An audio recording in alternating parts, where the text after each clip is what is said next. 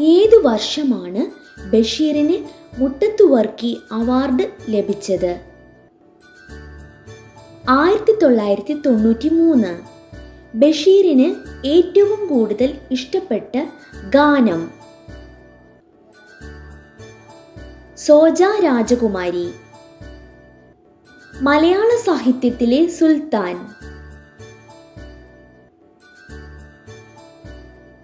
വൈക്കം മുഹമ്മദ് ബഷീർ. ഏത് കൃതിയായിരുന്നു കുടുംബ വീട്ടിൽ കഴിയവേ ബഷീർ രചിച്ചത്? പാത്തുമ്മയുടെ ആട്. ബഷീറിന്റെ ആദ്യ കൃതി?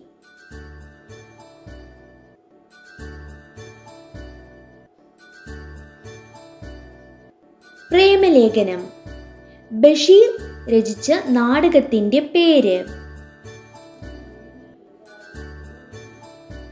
കഥാബീജം. ബഷീറിന്റെ ഭാര്യയുടെ പേര്? ഫാത്തിമ ബീവി. ബഷീറിന്റെ ബാപ്പയുടെ പേര്?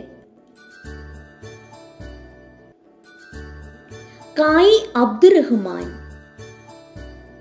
ബഷീറിന്റെ ഉമ്മയുടെ പേര്? കുഞ്ഞാത്തുമ്മ.